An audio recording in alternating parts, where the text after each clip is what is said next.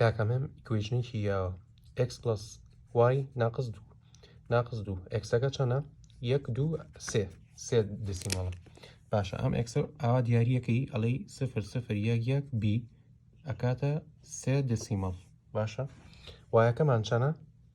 4 1 2 3 4 b یعنی باینەری 15 دسیمەڵ باشە یعنی بە کورتێکی ئێستا زێت ئەبێ بکاتە چەند لە ئاخیرە 3 کۆکی تۆ لەگەڵ 15 ئەکاتە 18 ناقسی 2 ئەکاتە 16 فاینەڵ ئەنسەرەکە ئەمێ باشە ئەمە چۆنیەکی تەبان موڤ و چیمان هەیە لێرەیە موڤ و ئاد و سەب موڤ ئاد لەگەڵ سەب موڤێک دانین موڤی چی یەک میمۆری لۆکیشنی یەک بۆ شێوەیە توانی بینوسی لە ڤیدیۆکی ماوەساسکەندەرە تایەتی چی تیادانێم 0 1 تیادانێم بی ئێستا یەک چەندی تایە سێ تایە باش موڤی چی یەکەم دوو لە دووە چەندی تیادانێم 1 بی سێریکە بۆ دیفاینکردن ئەتوانی میمۆری بەم شێوەیە بەکاربێنین لە ئۆپەراندی یەکەمە ئەتوانی میمۆری بەو شێوەیە بەکاربهێنی بەڵام لەمی ئێستایەکە یەکەم ئەڵێ موڤ بۆ ئەمە بخەرە ناو بۆ منە هەستێک یەکەم جار ئاهیم کرد موڤ بۆ منە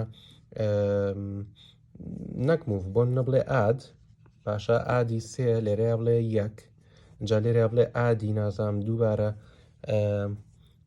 سێ لەگەڵ دوو باشە ئەوە ئیرۆرەیە لێرەیە بۆ لەبەرەوەی ئاد و موڤ ئیلا لەگەڵ ڕەجستەرە ئیشەکەن باشە لەم حاڵەتە بێت چی بکەم من ئەبێت بڵێم چی بڵێم موڤی AX یان بۆ منە ئەوانی تر یەک باشە ئەنجاڵم چڵم ئادی AX لەگەڵ چییە لەگەڵ دوو خۆی AX چەندی تایە یەکی تایە AXەکە کە یەکی تایە ئادی بکە لەگەڵ دووە باشە لەگەڵ ئەمەیە لەگەڵ وایەکەیە باشە کە ئەو دوانەمان کۆ کردەوە ئێستا نەتیجەکە چۆتە ناو AXەوە کە کردوێتە چەند کردوێتە 18 کە کردیە 18 لێرە شوێنیە ئەڵەم سەب AXەکە دوو ناقسی دویکە ئەوە تا لێرەیە کردومانە ئەگەر ڕەنی کەم ئەڵێم سینگل ستێپەکە بۆ منە یەکەم دانە ئەوە تیای نییە باشە ئێستا AXەکە چەنە ئەو یەکە بێنەرەوە کە وتمان چەنە سێ بیخەرە ناو AXەوە ئەو خستیە ناو AXەوە کە کاتێک کلیکی لێ یەکەم دسیمەڵ بیتەکەی سێ باشە ئێستا کە نێکست ستێپەکەم AXەکە چەندی ئادیەکات ئەو سێ لەگەڵ چەندە لەگەڵ ئەم دووەیە ئەم دووە چەندی تایە میمۆری لۆکیشنەکە 15 تایە ئادی ئەگەر هەنگاو بنێم ئەکاتە 18 باشە اینجا ئێستا ئەم ئێکسە ناقسی دوی ئەەکەی ئەو ناقسمان کردیە چەند کردیە 16 بەو شێوەیە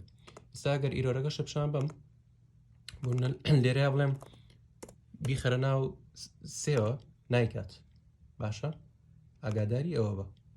ئەبێ بیخەیتە ناو ڕژستەرێکەوە